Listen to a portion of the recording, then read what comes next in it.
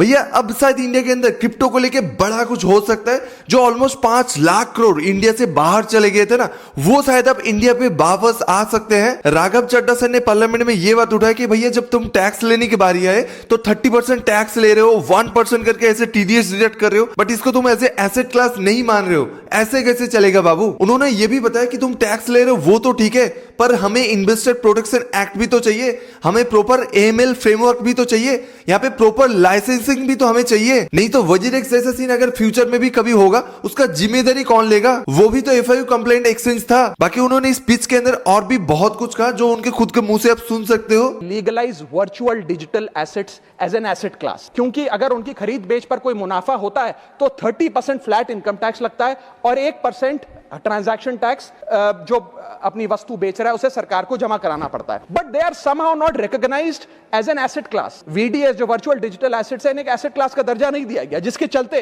कोई dedicated licensing law नहीं है, कोई क्लियर कंज्यूमर या इन्वेस्टर प्रोटेक्शन कानून नहीं है, एएमएल कानून यानी कि एंटी मनी लॉन्ड्रिंग गाइडलाइंस और डायरेक्शंस इस एसेट क्लास के लिए नहीं है, and there is of course no explicit legal classification. As a result what has happened is that 4.8 lakh crore trade in this virtual digital assets has moved offshore.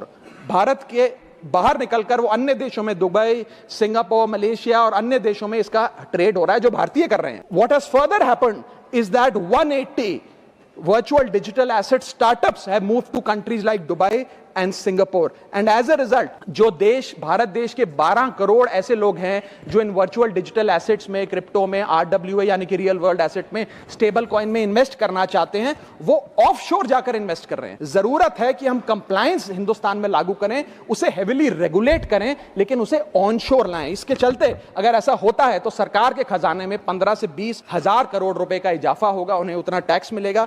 और इसी के साथ साथ मैं सरकार को कहना चाहता हूं that we currently tax these virtual digital assets as if they are legal, but we regulate them as if they are illegal. बाकी भाई राघव चड्ढा के बातें अगर आपके दिल पे छू गई है तो इस वीडियो को लाइक करके बता देना, और अगर आपको crypto market, forex market and trading के बारे में और जानना एंड सीखना है तो मुझे फॉलो करके रख सकते हो।